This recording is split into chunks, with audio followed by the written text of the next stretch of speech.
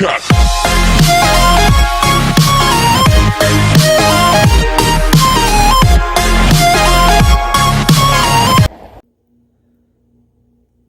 So this is going to be a bike check / review of my Raleigh Tokul 2. It's a 2016 model. This is a great bike. Dare I say, the best entry-level bike under $1,000. If you can find one that's a 2016 or 2017, pick that up. The 2019s are still a great bike. It still has a lot of the same components on it that this one does, but they dropped down to 100 mil travel fork over the 120 that's on this one.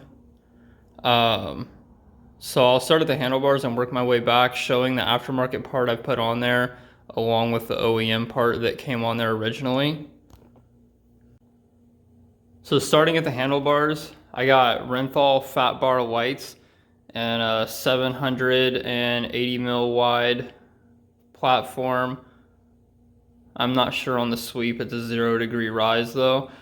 These are the carbon ones and they are insanely light. It's crazy how light they are. Actually, I think they're like 740 grams, which is pretty insane. This is the original bar that came on them. It's just a Raleigh branded bar. It's a 10 degree rise and 740 width. They were a good bar. I don't have any complaints with them, but I just wanted something a little bit wider and I wanted that like carbon fiber lightness. I also threw a Spank Spike Industries stem on here and 50 millimeters. The bike came with, again, a Raleigh branded 60 mil stem. This stem was nice. It was a 0 degree rise as well as the aftermarket one I have on there. The only issue I had with this one is I just wanted something to bring the bars a little bit closer to me for the aggressive type of riding that I do. Moving on to the brakes, they're Tektro Auriga. Hopefully I'm saying that right. I know Tektro kind of gets a bad rap, and I mean, to be honest, I'd rather have Shimano or SRAM or something like that on here as well. But for the price point of under $800, you get hydraulic front and rear brakes on this. And honestly, that's pretty unbeatable. And that's matched with a 160 millimeter rotor, but these wheels can take all the way up to 180. So you definitely get plenty of stopping power. I know guys with bikes that are even more expensive than mine that have disc, like mechanical disc, not hydraulic disc. So the grips are Raleigh lock-on grips. I haven't changed those out because honestly they work great. I've done a lot of riding with this bike and they've yet to wear down on me, and they're pretty soft and pretty comfortable. We got a FSA sealed headset. Moving on down, the one downfall of this bike is it doesn't have a tapered steerer tube, so you're kind of like stuck with the fork that's on it in a way. I mean, not exactly, like there's definitely other forks out there that you could get. I know RockShox makes a pretty decent fork that's not like it's a straight steerer, it's not tapered, but the SR Suntour XCR fork that's on here is pretty good. It's 120 mil of travel with a remote walkout as well as rebound dampening. I haven't had any issues with this. It works really well. I've used it on jumps. I've used it on single track, like cross country style stuff, and it holds up to all of it. It's got a 15 millimeter through axle for the wheel, and it's got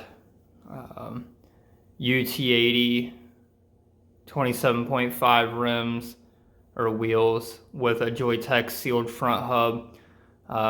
It came with these Kenda Honey Badger wheels and a 2.2 size.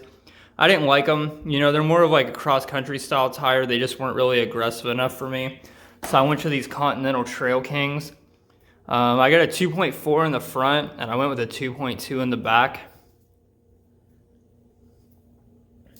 So moving on down the bike, it's got a Raleigh branded seat. The seat's not the most comfortable, but for the type of riding I do, most of it's standing anyway, so that doesn't really bother me too much. It does have cable wiring for a dropper post, but it does not come with a dropper post.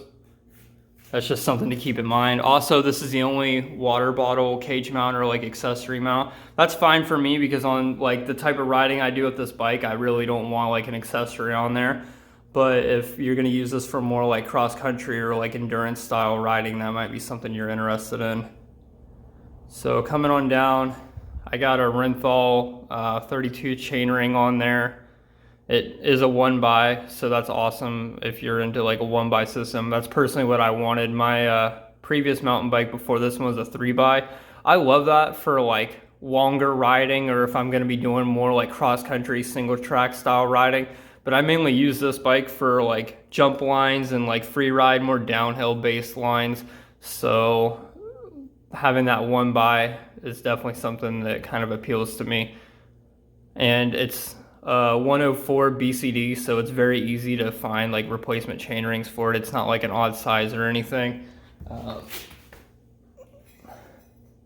This is actually the OEM chain ring that was on it. Nothing special. It's just a 32 tooth chain ring. I mean, it worked fine for me. I did start having chain drops towards like the end of the lifespan of it because the teeth kind of started getting worn down a little bit, but not too many problems.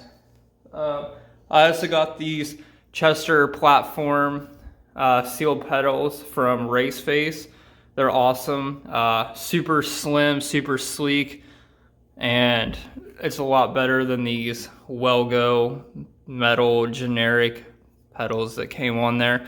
You know, I actually rode with these for the first, I don't know, 6 months of having the bike, and honestly, like, they're not the worst. Don't get me wrong, like I wouldn't go out and buy these to put on there, but I've seen bikes with a lot worse pedals from the factory, so they're not too bad. It's got a pretty decent chain. Moving on back to the rear mech, it's got an Olivio Shadow 9-speed rear derailleur. This thing's great. I pulled it out of the box, made a few minor adjustments, haven't had to touch it since. And then it's got a Shimano HG 9-speed rear cassette, the smallest tooth being a 12, and the lowest gear, highest gear being a 34. So that's pretty much it for this bike, guys. I love this bike. Like I said, I really have no complaints with it. I've put this bike through hell and back, and it's yet to let me down. I love the color scheme on it. The red and blue is awesome. Oh yeah, I forgot to mention, so the tires and wheels that come on this bike are tubeless ready. So if you want to run tubeless, you can straight from like getting this bike. There's nothing extra you have to do. Again, this is the 2017 model. I think the 2016, 2017, and 2018 model are all the same. It's same color scheme, same parts. But for 2019, they did kind of reamp it, and the only thing different on it was the fork. Everything else is the same. The bars were the same, stem was the same, rear mech was the same, but they did change out the fork. But they put like a XCM or XCT fork on there, and this XCR is a significantly better fork, and they're selling it for the same price. So I know people generally always want like that brand new bike, but if you can find one of these that's an older model that's brand new that a company still has in stock, definitely get that over the 2019 model. I'll actually see if I can leave one of the older models in the link below if anybody's interested in getting one, or at least checking out the parts specs on it. If not, you guys can find the 2019 on Raleigh.com. Yeah, like I said, I love this bike. If you guys have any questions, please drop them below, or if there's anything that I didn't cover that you want me to go in more in depth on, please drop them below. I'm trying to up how much I've been posting. I kind of went off the grid for about a month because I was dealing with some family stuff, but I'm back now. This will be my second video this week. So if you guys like what you're seeing, please subscribe, follow me on Instagram, and check out some of my previous videos. I just did a giveaway, and if you're interested in getting into that, click back and watch my previous video on how to enter. Thanks guys, enjoy your night. See you in the next one.